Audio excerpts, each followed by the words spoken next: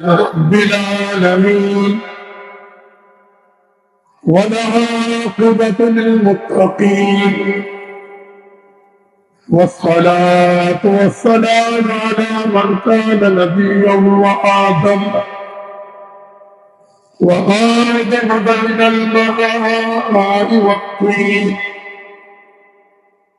لا نبي بعده ولا رسول بعده هو رحمة للعالمين وخاتم النبيين صلى الله تعالى عليه وعلى آله وأصحابه وأزواجه وأهل بيته وأولياء أمته وعلماء ملته وأهل سنته أجمعين.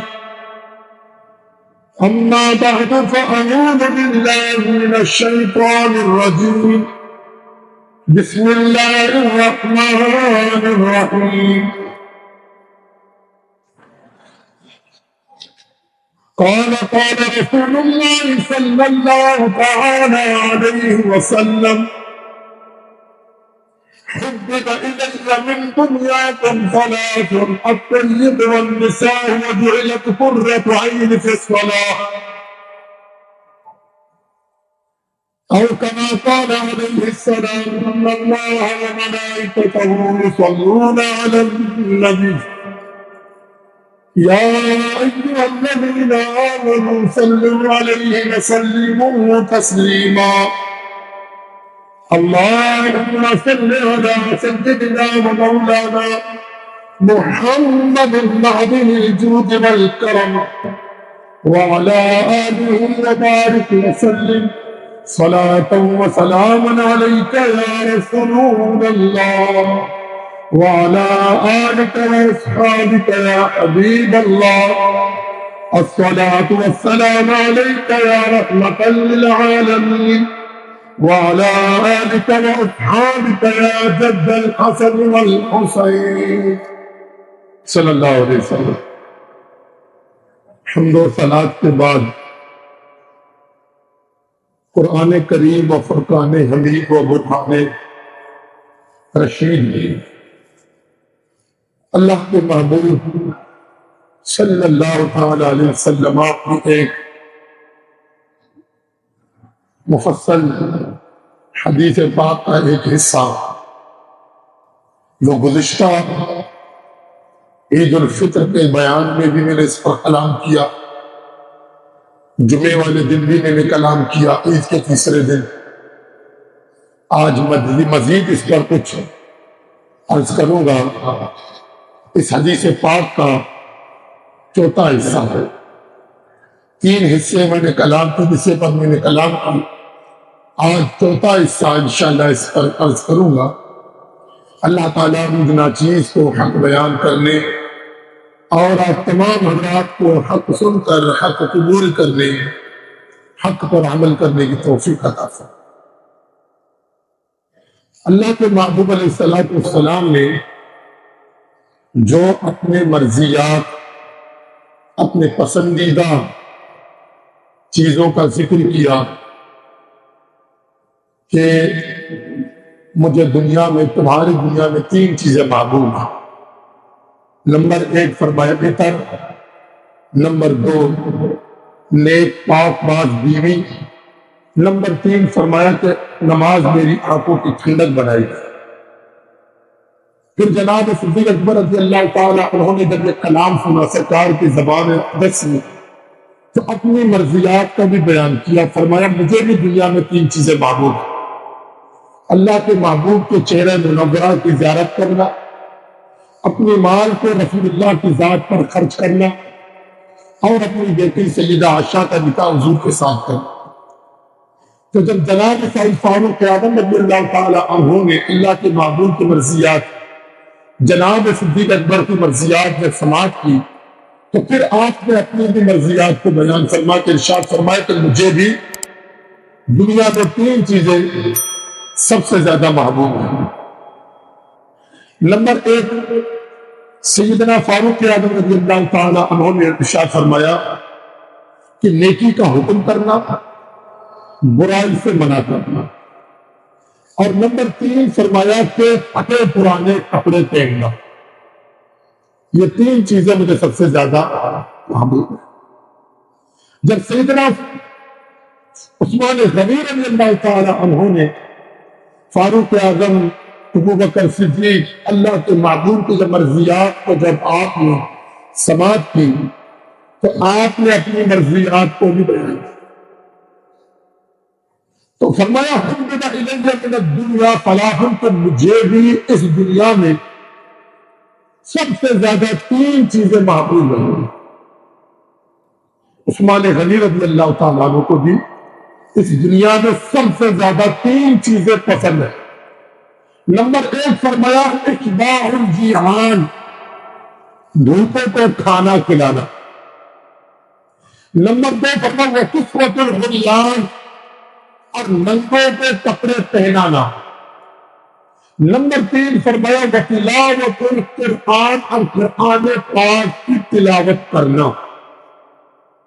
یہ مجھے سب سے زیادہ محبوب، بھوکوں کو کھانا کھلانا اور ننگوں کو کپڑے پہنانا، اور اسی طرح فرمایا کہ کثرت کے ساتھ قرآن کریم کی تلاوت کرنا۔ یہ جناب عثمان غنی رضی اللہ تعالی عنہ کی مرضیات میں سے۔ بھوکوں کو کھانا کھلانا یہ بے عظیم نعمت ہے، کام ہے، اللہ کی بارگاہ میں اس قدر پسندیدہ عمل ہے، اور اللہ تبارک و تعالیٰ نے ایسے لوگوں کے متعلق قرآن پاک میں واضح طور پر ارشاد فرمایا جو کسی بھوکے کو کھانا کھلاتا۔ اللہ تعالیٰ ارشاد فرماتا ہے وَيُطْعِمُ الطَّعَامَ عَلَىٰ حُبِّهِ، فرمایا کہ جو لوگ جن کو خود کھانے کی محبت ہے، یعنی خود انہیں کھانے کی ضرورت ہے مگر وہ خود نہیں کھاتے، کن کو کھلاتے ہیں؟ اللہ تعالیٰ ارشاد فرماتا ہے عَلَىٰ حُبِّهِ مِسْكِينًا وَيَتِيمًا وَأَسِيرًا، وہ کھانا کھلاتے اللہ تعالیٰ کے لیے، فرمایا بھوکوں کو اور مسکینوں کو، اور فرمایا کہ اسیروں یعنی قیدیوں کو۔ بھوکوں کو کھانا کھلانا، یتیموں کو کھانا کھلانا، مسکینوں کو کھانا کھلانا، اور فرمایا وہ لوگ جو اسیر ہیں، قیدی ہیں، ان کو کھانا کھلاتے ہیں اللہ تعالیٰ کی محبت۔ اور اللہ تبارک و تعالیٰ نے ان لوگوں کا جزا کیا ارشاد فرمایا کہ جو بھوکوں کو کھانا کھلاتے ہیں۔ اور یہاں پر ایک حدیث کو لے آپ سنیں، اللہ کے محبوب علیہ الصلوۃ والسلام نے ارشاد فرمایا، مشکوٰۃ شریف کتاب الصدقات میں حدیث موجود، اللہ کے محبوب علیہ الصلوۃ والسلام نے ارشاد فرمایا کہ جس نے دنیا میں کسی بھوکے کو کھانا کھلایا، جس نے دنیا میں کسی بھوکے کو کھانا کھلایا، تو اللہ کے محبوب علیہ الصلوۃ والسلام نے ارشاد فرمایا قیامت والے دن اللہ تبارک و تعالیٰ اسے جنتی پھل کھلائے گا، جنتی پھل کھلائے گا، فروٹ۔ اور دنیاوی اور جنتی پھل میں کوئی مشابہت نہیں ہے۔ دنیا میں ہم جو پھل کھاتے ہیں نا، جنتی پھل کے سامنے اس دنیاوی پھل، جنتی پھل کا کروڑا حصے کا بھی، وہ کروڑا حصے کا بھی ایک حصہ نہیں بن سکتا۔ اللہ تعالیٰ نے جنتی پھلوں کو وہ لذت میں ذائقہ عطا فرمائی کہ اللہ تبارک و تعالیٰ کے محبوب علیہ السلام نے فرمایا جس نے دنیا میں کسی بھوکے کو کھانا کھلایا، قیامت والے دن اللہ تبارک و تعالیٰ اسے جنتی پھل کھلائے گا۔ اور اللہ تعالیٰ نے فرمایا دنیا میں بھوکوں کو کھانے کھلانے کا اجر کیا ہے؟ جو کھانا کھلاتے، جو کھانا کھلاتے، فرمایا وَجَزَاهُمْ بِمَا صَبَرُوا جَنَّةٌ وَحَرِيرٌ فرمایا کہ ان کی جگہ پہ اگر اللہ تبارک و تعالیٰ نے ان لوگوں کو ان کے صبر کی وجہ سے جنت اور فرمایا ان کو ریشمی کپڑے عطا فرمائیں گے جنت میں، فرمایا ان کی صبر کی وجہ سے اللہ تعالیٰ ان کو جنت بھی عطا فرمائے گا اور ریشمی کپڑے بھی عطا فرمائے گا۔ حالانکہ دنیا میں مرد کے لیے صرف 2 طرح کے کپڑے پہننا ناجائز ہے، حرام، ایک ریشمی کپڑا اور نمبر 2 سرخ رنگ کا کپڑا، لال کپڑا پہننا۔ یہ دنیا میں مردوں کے لیے حلال نہیں، جائز نہیں ہے، لیکن اللہ تبارک و تعالیٰ دنیا میں نہیں بلکہ جنت میں ان لوگوں کو جنتی لباس میں عطا فرمائے گا، وہ بھی ریشمی لباس ہوگا۔ اور نمبر 2 فرمایا کہ اللہ کریم ان لوگوں کی صبر کی وجہ سے کہ جو خود بھوکا رہ کر مگر اپنے بھوکا رہ کر انہوں نے دوسرے بھوکوں کو کھانا کھلایا، اللہ تعالیٰ فرماتا اس صبر کی وجہ سے مجھ سے جنت عطا فرمائے۔ ان لوگوں کو صبر کی وجہ سے میں صبر سے کام لیا، اپنے اندر میرا کہ ان غریبوں کو، مسکینوں کو، یتیموں کو، اسیروں کو، بھوکوں کو فوقیت دے دی، ان کو فوقیت زیادہ دی، تو اللہ تعالیٰ فرماتا ہے کہ ہم ان کو جنت کی صبر کی وجہ سے جنت میں عطا فرمائیں گے اور جنت میں ریشمی لباس بھی انہیں دیں۔ ایک بات یہ ہے، اب دوسری بات یہ آپ کو بتاتا چلے، حضرت عثمان غنی رضی اللہ تعالیٰ نے فرماتے ہیں یتیموں کو، غریبوں کو کھانا کھلانا، بھوکوں کو کھانا کھلانا مجھے سب سے زیادہ محبوب ہے۔ اور اللہ تعالیٰ فرماتا ہے خود بھوکا رہ کر دوسروں کو کھلاتا، اور اللہ تعالیٰ کی رضا کے لیے اس سے کوئی بدلہ نہیں چاہتا۔ اب حضرت عثمان غنی کی دوسری مرضیات، آپ رضی اللہ تعالیٰ نے ارشاد فرماتے ہیں، اور فرماتے اشباع الجیعان، آپ فرماتے بھوکوں کو کھانا کھلانا، وہ کسوۃ العریان، جن کے پاس لباس نہیں پہننے کے لیے ننھوں کو لباس پہنانا، کپڑے پہنانا، مجھے یہ سب سے زیادہ محبوب ہے۔ جس کے پاس پہننے کے لیے لباس نہ ہو ان کو لباس پہنانا مجھے سب سے زیادہ پسند ہے۔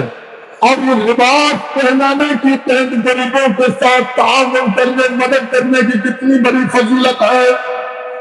جن کے پاس پہننے کے لیے لباس نہ ان کو لباس پہنانا کتنا عظیم باتیں ہے۔ اللہ کے محبوب علیہ الصلوۃ والسلام نے ارشاد فرمایا، مشکوٰۃ شریف کے اندر یہ حدیث بھی موجود ہے، اللہ کے محبوب نے فرمایا ایما مسلم کفافتہ اللہ قوما مسلما صعد على عمر کفہ اللہ من خضر الجنہ۔ اللہ کے محبوب نے فرمایا جس نے دنیا میں کسی ننگے کو کپڑا پہنایا، فرمایا قیامت والے دن اللہ تعالیٰ جنت میں اس کو سبز رنگ کا کپڑا پہنائے گا، جنت میں سبز رنگ کا، من خضر الجنہ، جنت میں اسے سبز رنگ کا جوڑا پہنائے گا۔ اب یہاں ایک بات عرض کرتا چلوں، ایک ہے جنت عطا فرمانا، نمبر 2 پھر جنت کے اندر اللہ تعالیٰ سبز رنگ کا کپڑا پہنا۔ اب اس کی ایک وجہ کیا ہے کہ اللہ تبارک و تعالیٰ نے جنت کو پیدا کیا، جنت میں بے شمار درخت لگائے، وہ سارے درخت کے پتے جو ہیں وہ سبز ہیں، ہاں سارے سبز رنگ کے پتے۔ اب اسی طرح اللہ تعالیٰ نے دنیا میں بے شمار پھل فروٹ پیدا کیے، تو وہ تقریباً شروع میں سارے سبز ہوتے ہیں، سبزیوں کے رنگ سبز ہوتے ہیں، اور آج بھی آقا کریم علیہ السلام کے جنت خضراء کا رنگ بھی سبز۔ تو اللہ کریم کو سبز رنگ سے بڑا پیار ہے۔ اور ایک بات یہ بھی آپ کو بتاتا چلو، حدیث پاک میں کہ جب کوئی مسلمان اللہ کے راہ میں جب شہید ہوتا ہے نا، شہید ہوتا ہے تو اللہ تبارک و تعالیٰ اس شہید کے روح کو سبز رنگ کا قالب پہنا کر جنت میں وہ پرواز کرنے لگتا ہے۔ شہید کی روح سبز رنگ میں قالب ہو کر وہ جنت میں پرواز کرنے لگتا ہے۔ تو اللہ کے محبوب علیہ السلام نے فرمایا کہ جس نے دنیا میں کسی مسلمان کو لباس پہنایا، فرمایا کسا اللہ من حبر الجنہ، اللہ جنت میں سے سبز لباس پہنائے۔ تو یہ کتنی بڑی فضیلت کی بات ہے کہ کسی کو دنیا میں لباس پہنے، اور پھر کھانا کھلانا، لباس پہنانا۔ اور نمبر 3 حضرت عثمان غنی رضی اللہ تعالی عنہ نے جو اپنے مرضیات کا ذکر کیا کہ دنیا میں جو تیسری جو میری پسندیدہ عمل ہے، چیز ہے، وہ فرماتے ہیں تلاوت القرآن، کہ قرآن کی تلاوت کرنا۔ قرآن کی تلاوت کرنے کی کتنی برکتیں ہیں، کس قدر ثواب ہے، اجر ہے اللہ تعالیٰ کی بارگاہ میں، کس قدر عظیم نیکی ہے۔ اللہ کے محبوب علیہ السلام نے فرمایا کہ جس نے کتاب اللہ میں سے ایک حرف پڑھا، یعنی قرآن پاک کا جس نے ایک حرف پڑھا، فرمایا اس ایک حرف کے بدلے میں اللہ تعالیٰ اسے 10 نیکیاں عطا فرماتا۔ یعنی فرماتے میں نہیں کہتا الف لام میم، نبی کریم علیہ السلام فرماتے ہیں کہ الف لام میم یہ 3 حروف ہے، الف الگ، لام الگ، میم الگ، یہ 3 حروف ہے۔ جس نے کتاب اللہ میں قرآن میں الف لام میم پڑھا، اللہ تعالیٰ اسے 30 نیکیاں عطا فرماتا ہے، اسے 30 نیکیاں عطا فرماتا۔ آج اللہ تعالیٰ نے نیکی کمانے کے لیے بے شمار ہمارے لیے وسائل ذریعے بنائے، لیکن ہم کس قدر اللہ کی نیکیوں سے اپنے آپ کو محروم کریں۔ ایک اخبار جا کر بازار سے اخبار والے کا اخبار فروش کے بعد جا کر خرید کے 10 20 50 جو بھی ہے اس کی قیمت ہے وہ خرید کر لے کر ہاں روزانہ کا ہمارا معمول ہوتا ہے، جناب ہم 10 20 کا اخبار خرید کر لے کر آتے ہیں، اس کو پڑھنا شروع کرتے ہیں۔ بھائی کیوں پڑھ رہے ہیں، کیوں خرید رہے ہیں؟ یار تاکہ دنیا کے بارے میں معلومات ہو۔ چلو ٹھیک ہے بھیا، دنیاوی معلومات کے لیے اخبار خرید کے لا کر رکھتے، اس کو پڑھتے، اس کا مطالعہ کرتے۔ مجھے یہ بتاؤ کہ آپ نے اخبار کا اگر ایک بھی خبر پڑھ لیا تو آپ کو کتنی نیکیاں ملی؟ ہاں، اب جیسے مثال کے طور فلسطین میں ٹریفک ہو رہا ہے اسرائیل اور فلسطین کے درمیان، یا ہمارے ملک پاکستان کے حالات کے حوالے سے، مہنگائی کے حوالے سے، کرپشن کے حوالے سے، بے روزگاری کے حوالے سے، ڈکیتی، خون ریزی، رازندگی کے حوالے جو کچھ خبریں جو آئے دن ہم اخبارات میں پڑھتے ہیں، اس سے بتاتے ہیں ہمیں کتنی نیکیاں ملیں گی، ہمارے نام اعمال میں کتنی نیکیاں درج ہو رہے ہیں۔ کوئی بتائے گا؟ ایک منٹ، نیل بتا دیے، نیل بتا۔ آپ نے آدھا گھنٹہ 1 گھنٹہ پرانے خبروں کے آپ نے اخبار کے لیے تربیت کے مطالعے کے لیے، پڑھنے کے لیے، تاکہ دنیا میں معلومات ہو، لیکن آپ نے اس کلام مجید کو جو ہمارے لیے ہدایت بن کر اللہ نے نازل کیا، ہدی للناس وانزل الفرقان، فرمایا لوگوں کے لیے اس میں ہدایت ہے اور روشن کی باتیں، ہدایت کی روشن دلیلیں باتیں ہیں اس میں۔ ہم نے قرآن پاک کو 1 منٹ کے اور 1 چند سیکنڈ میں ہم نہیں دے سکتے۔ ہاں، بلکہ اگر جتنا ہے اخبار کا آپ پورا اول سے لے کر آخر تک پڑھیں، آپ کا وقت ضائع ہو گیا، آپ کے پیسے ضائع ہو گئے، آپ کو کوئی اجر نہیں ملا، کوئی ثواب نہیں ملا، مگر قرآن پاک کے صرف 1 حرف الف لام میم آپ نے پڑھ لیا، تیسرے کیا۔ ہاں، اس قرآن کو ہم کو وقت دینے کے لیے ہمارے پاس وقت نہیں۔ رمضان شریف کے مہینے میں کسی نے پڑھ لیا تو پڑھ لیا، کسی نے 1 مرتبہ، کسی نے 2 مرتبہ، کسی نے تو غلطی سے کہیں معاذ اللہ قرآن پاک کو ہاتھ بھی ملے کہ یہ اللہ کا کتاب بھی ہے اور اس کو پڑھنا بھی ہے اور اس کے احکامات کے مطابق زندگی گزارنی بھی ہے، اور قرآن ثابت حیات ہے مسلمانوں کے لیے، لیکن ہم نے اس قرآن پاک کو نہیں۔ ہاں، مجھے یہاں پر سمجھانے کے لیے ایک بات عرض کرتا ہے، ایک مسجد کے امام صاحب کو، بڑے اچھے عالم، متواضع، حافظ، بڑے نیک متقی مسجد کے امام کو، اب جناب من محلے کے سارے نمازی امام صاحب کو بڑی عزت کرتے تھے، بہت ہی عزت احترام کے ساتھ پیش آتے۔ رمضان شریف کا مہینہ آیا تو ایک نمازی نے امام صاحب کے لیے اپنے گھر میں افطاری کی دعوت دی، کہ امام صاحب آج میرے گھر پر آئے، آپ افطاری کریں، میں نے آپ کے لیے افطاری کا اہتمام کیا۔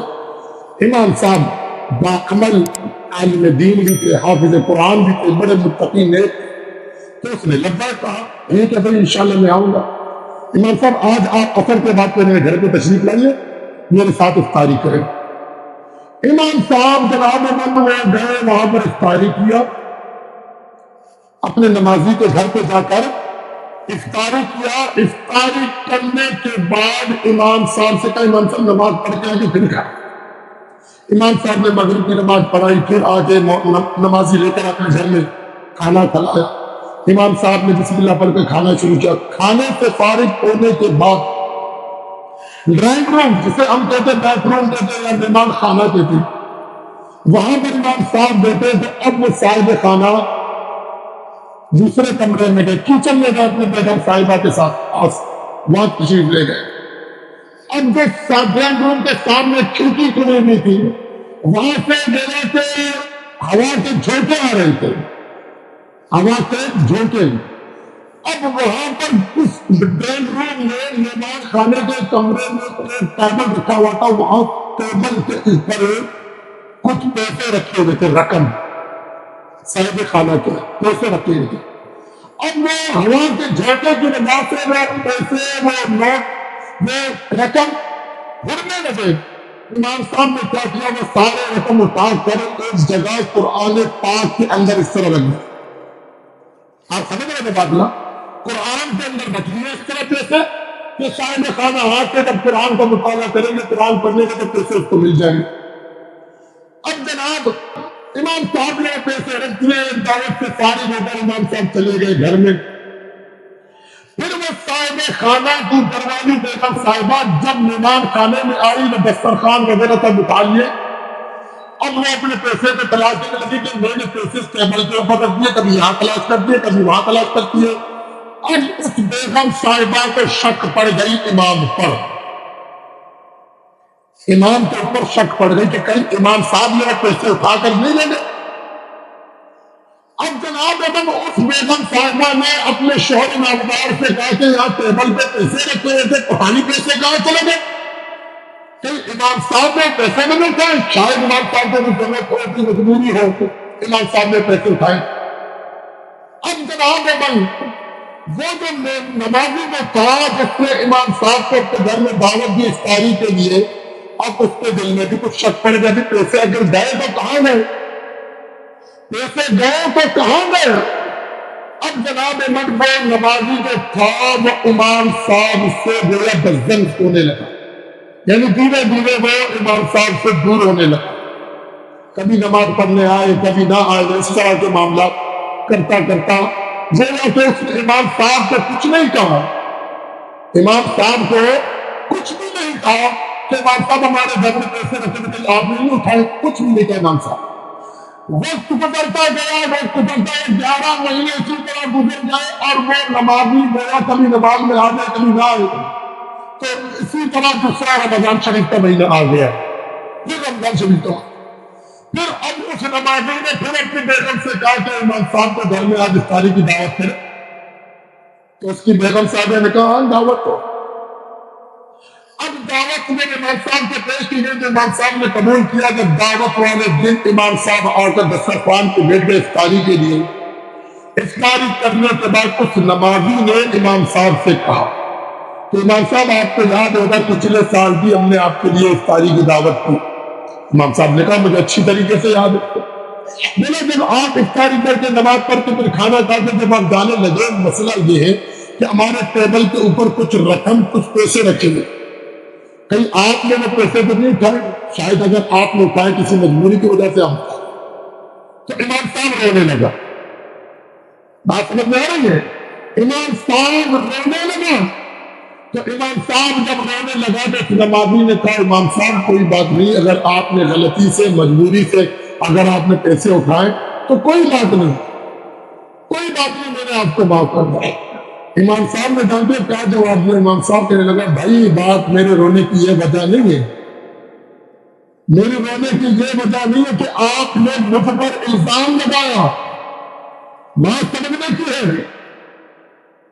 بات میرے رہنے کی اصل وجہ یہ نہیں کہ تم نے مجھ پر الزام لگایا کہ شاید وہ پیسے میں نے چرا لیے. میرے رہنے کی وجہ یہ کہ ایک سال گزرنے کے بعد، ایک سال گزر گیا، میں تو حیران ہوں کہ ایک سال گزرنے کے بعد ایک وقت، ایک دن کے لیے، ایک منٹ کے لیے، چند لمحوں کے لیے بھی تمہیں قرآن کو نہیں پڑھا، تمہیں قرآن کو نہیں پڑھا. اگر تو قرآن کو کھول کے پڑھتا تجھے رقم مل جائے. اگر تو قرآن پاک کو کھول کے پڑھتا تمہیں رقم قرآن پاک کے اندر سے مل جاتی. میں تو اسی سوچ میں ہوں کہ اللہ تبارک و تعالیٰ نے قرآن کو ہماری ہدایت کے لیے پڑھنے کے لیے نازل کیا، اور ایک سال گزر گئے تم نے ایک لمحے کے لیے قرآن کو پڑھنا بھی گوارا نہیں. تو آج ہماری یہی حالت ہے، آج ہماری یہی حالت ہے. ہم قرآن کو تو نظام ملک اس قدر اونچی جگہ پر رکھ دیتے، الماری کے اوپر رکھتے ہیں کہ غلطی سے کبھی ہاتھ نہیں پہنچتا. اور جناب جب قسم اٹھانے کی باری آتی ہے، خدا کی قسم میں نے فلاں کام نہیں کیا، یہ ہوتا ہے نا ہمارے یہاں. ہاں، جب بیٹے کے رخصتی والے دن آتا ہے تو جناب سر پہ رکھتے ہیں رخصت کرنے کے لیے. یا قرآن کو قسم اٹھانے کے لیے یا بیٹی کو رخصت کرنے کے لیے ہم نے بس یہی سمجھا کہ قرآن اس لیے نازل. قرآن اس وجہ سے نازل نہیں ہے میرے بھائیوں. اللہ تعالیٰ نے قرآن کو پڑھنے، اور یہ قرآن کا حق ہے، یہ قرآن کا حق ہے کہ ہم اسے پڑھے، اس کے سمجھے، اس کے احکامات کے مطابق زندگی گزارے. یہی تو ضابطۂ حیات ہے نا ہمارے. تو حضرت عثمان غنی رضی اللہ تعالیٰ عنہ ارشاد فرماتے ہیں کہ بتلاوت القرآن کے قرآن پاک کی تلاوت سے مجھے سب سے زیادہ پسندیدہ عمل قرآن پاک کی تلاوت کرنا ہے. اور اللہ نے آپ پر کیسا کرم کیا. حضرت عثمان غنی رضی اللہ تعالیٰ عنہ تقریباً 35 ہجری کی بات، 35 ہجری 12 سال آپ نے مکمل خلافت، 23 ہجری سے لے کر 35 ہجری تک حضرت عثمان غنی خلافت پر متمکن رہے. 33 ہجری کی بات ہے اور مہینہ ہے ذی الحجہ کا، حج کا مہینہ ہے. اور حج کے مہینے میں حضرت عثمان غنی رضی اللہ تعالیٰ عنہ، اور تاریخ ہے 18 تاریخ ہے ذی الحجہ شریف، 35 ہجری کا زمانہ ہے. حضرت عثمان غنی رضی اللہ تعالیٰ عنہ نے قرآن پاک کی تلاوت سے کتنا پیار تھا، آپ اس بات سے اندازہ کر سکتے کہ آپ تلاوت کر رہے تھے قرآن پاک کی پہلے پارے کو، سورہ بقرہ کی پہلے پارے کی تلاوت کر، جس وقت تقریباً 2500 کے قریب باغیوں نے، بلوائیوں نے عثمان غنی رضی اللہ عنہ نے گھر کا محاصرہ کیا. ان میں سے مصر کے لوگ تھے، بصرہ کے لوگ تھے، تو 500 تقریباً کوفے والے بھی تھے.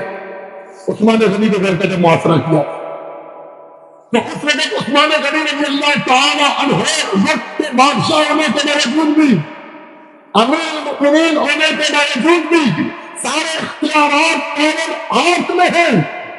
اور صحابہ کرام منتظر حضور آپ ہمیں اجازت دیں، یہ 2500 کا، یہ 2.5 لاکھ کی ہے وہ تو سفید چیزیں بتائیں گے.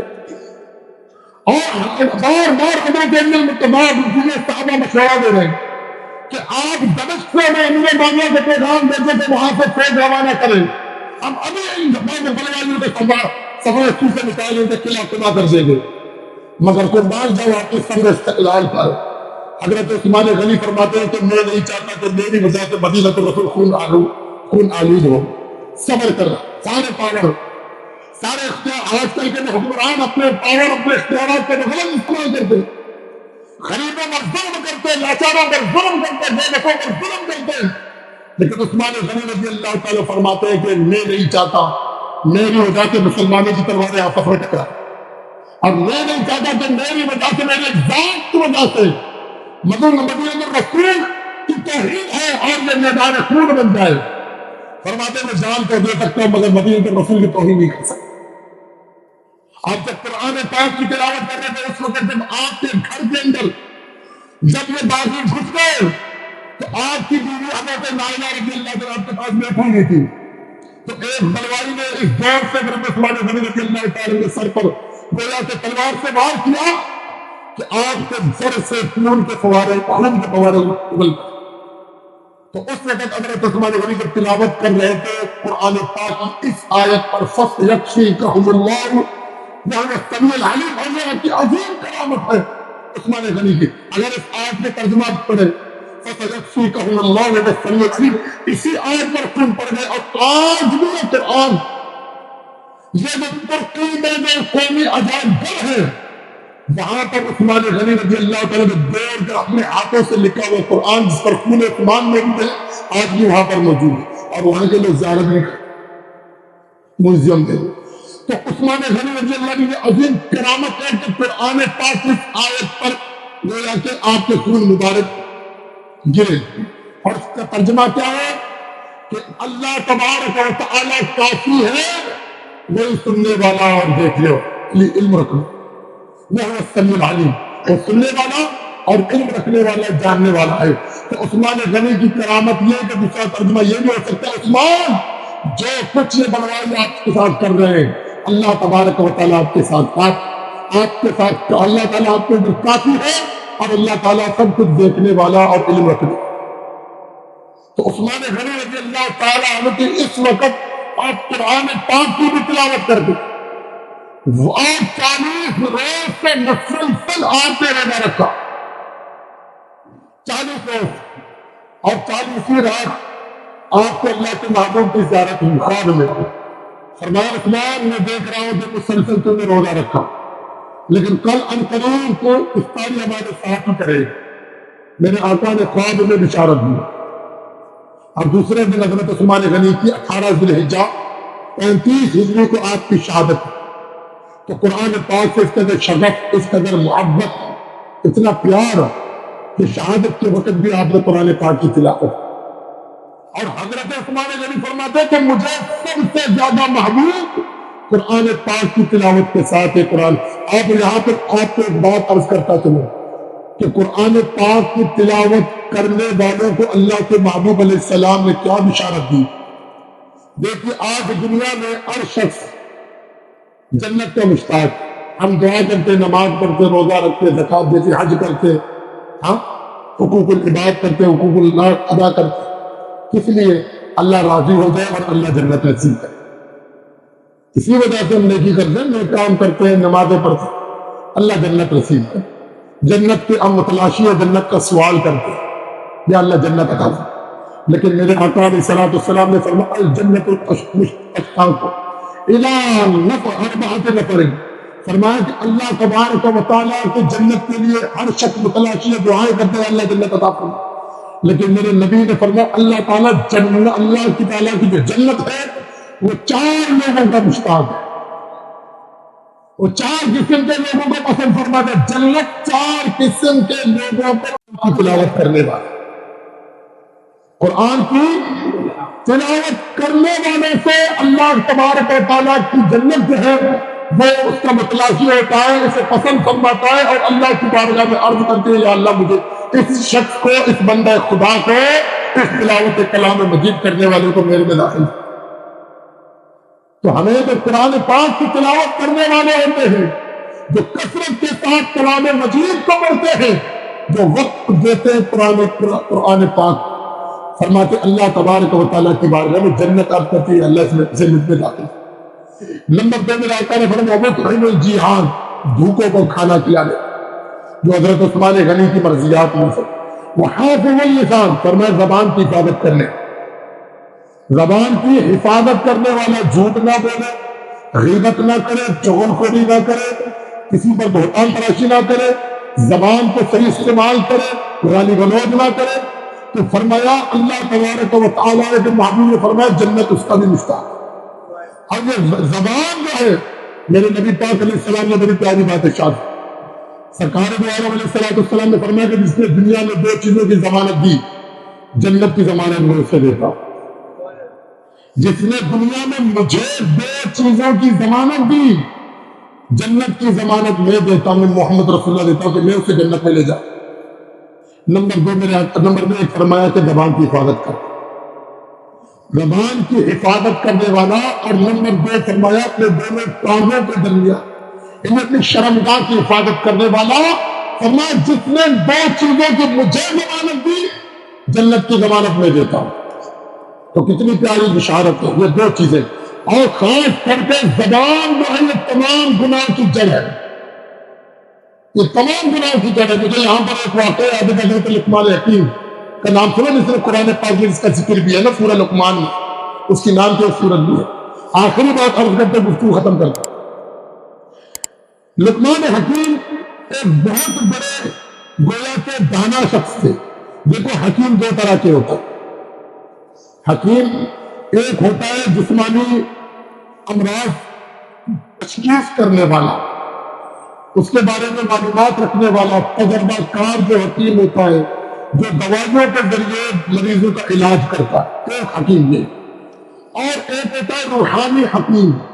روحانی حکیم میں کیا ہوتا ہے کہ انسان کی نفسیات کا علاج کرنے والا، انسان کی برائیوں کو ختم کرنے والا، انسان کے اندر جو اخلاقی برائیاں ہیں ان کی نشاندہی کر کے ان کی تفشیش کرنے والا، تو یہ برائیوں کو ختم کرنے کا طریقہ یہ۔ تو لقمان حکیم صرف جسمانی حکیم نہیں تھے بلکہ آپ روحانی حکیم بھی تھے، اور اللہ کے بہت بڑے ولی، اگرچہ رنگ کے آپ میری طرح کالے ابچی تھے، لیکن کتنا اللہ تبارک و تعالیٰ نے آپ عقل سلیم عطا فرمائی، کتنے عقل مند تھے حضرت لقمان حکیم رحمۃ اللہ علیہ۔ بادشاہ کے غلام تھے۔ ایک دن بادشاہ نے لقمان حکیم سے کہا کہ جاؤ میرے لیے ایک بکرا ذبح کر، اور بکرے کے گوشت میں جو سب سے بہترین حصہ ہے اسے کاٹ کر میرے پاس لے کر آنا۔ حضرت لقمان حکیم رحمۃ اللہ علیہ نے بکرا ذبح کیا۔ ذبح کرنے کے بعد جو گوشت، اب ہمارے یہاں کیا ہوتا ہے کہ آپ پچلی کا گوشت ہو، گردن کا گوشت ہو، ہم تو یہی سمجھتے نا، ہاں چانپ ہو، گردن کا گوشت ہو، یا ران ہو، یا بستہ ہو، یہ گوشت ہو، ہم تو یہی۔ لیکن وہ لقمان حکیم رحمۃ اللہ علیہ نے نہ گردن کا گوشت، نہ پسلی کا گوشت، نہ ران، نہ دستہ، وہ زبان کاٹ کے تھال میں رکھ کر بادشاہ کی خدمت میں جا کر پیش کرنے لگے۔ بکری کا زبان کاٹ کر لا۔ بادشاہ نے جب دیکھا تو بڑے حیرانگی سے اسے دیکھنے دیکھ کر کچھ نہیں کہا کہ لقمان یہ کیا ہے؟ میں نے کہا بہترین حصہ لے کر آیا، تو زبان کاٹ کر لے کر آیا، کچھ بھی نہیں کہا۔ فرمایا اب جا کر ایک اور بکری ذبح کر۔ آخری بات عرض کر رہا ہوں یہ سمجھانے کے لیے۔ فرمایا کہ اور بکری ذبح کر، اور گوشت کا سب سے بہترین حصہ ہے اسے کاٹ کر میرے پاس لے کر آنا۔ اب بہترین حصہ کیا ہوتا ہے؟ کتا ہوتا ہے، وہ جناب من اسی طرح اوگری ہے، یا اس کے علاوہ مسانہ ہے، یا جناب من کے پیپرے ہیں، وہ یہی چیزیں ہیں نا، یہ چیزیں میرے کے گوشت میں سب سے خراب حصے ہوتے ہیں۔ میں بہت کم لوگ ان چیزوں کو استعمال کرتا ہوں۔ تو لقمان حکیم نے بکرا ذبح کرنے کے بعد پھر اسی زبان کو کاٹ کر بادشاہ سلامت کی خدمت میں پیش کیا۔ بادشاہ نے حال میں متعجب انداز میں اس زبان کو جب دیکھا، کہنے لگا لقمان عجیب بات ہے، پہلی مرتبہ جب میں نے کہا بکری ذبح کر اور گوشت کا سب سے بہترین حصہ ہے وہ لا کر دینا، تو نے زبان کاٹ کے لا کر دی، اور جب دوسری مرتبہ میں نے کہا بکری ذبح کر جو بدترین حصہ ہے، خراب حصہ ہے، اسے کاٹ کر لے کر آنا، پھر بھی زبان کاٹ کر لے کر دی۔ سوچنے کی بات ہے میرے بھائی، جو حکیم ہوتا ہے نا، جاندانا جو ہوتا ہے، جو جسمانی علاج کے ساتھ روحانی انسان کے مزاج طبیعت کے مطابق اس کا علاج کرتا ہے، اور پھر اس کے جو مرد ہے نا، اصل مرد ہے، اس کے مطابق اس کا علاج کرتا ہے۔ تو لقمان حکیم نے جب اس نے سنا کہ اللہ کا بادشاہ سلامت، اگر گویا کہ یہ زبان اگر درست ہو صحیح ہو تو اس سے بڑھ کر کوئی بہترین حصہ نہیں، اگر یہ زبان ہی خراب ہے تو اس سے بڑھ کر کوئی برا، کوئی غلط خراب حصہ نہیں ہے۔ اس لیے زبان اگر درست ہے تو پھر سب کچھ درست ہے، اگر زبان غلط ہے تو پھر سب کچھ غلط ہے۔ تو اس لیے کہ نبی سے پاک نے فرمایا گیا کہ جب صبح ہوتی ہے نا تو ذہن میں تمام اعضاء زبان سے سوال کرنے کے، زبان اللہ کے بارگاہ میں، اللہ کے ہمارے معاملے میں اللہ تعالیٰ سے ڈر، اگر تو سیدھا ہے تو ہم بھی سیدھا، اگر تو غلط ہے تو ہم بھی غلط ہے۔ تو اس لیے کہ حضرت عثمان غنی رضی اللہ تعالیٰ عنہ فرماتے ہیں، اور فرماتے ہیں کہ مجھے زبان، سرکار فرماتے ہیں کہ جس نے اپنے زبان کی حفاظت کی، زبان کیونکہ تمام گناہوں کی جڑ ہے، اس کی وجہ سے بہت ساری برائیاں جنم لیتی ہے۔ تو فرمایا کہ جس نے اپنی زبان کی حفاظت کی تو جنت اللہ تبارک و تعالیٰ کی بارگاہ میں عرض کرتی ہے، یا اللہ اسے مجھ میں داخل۔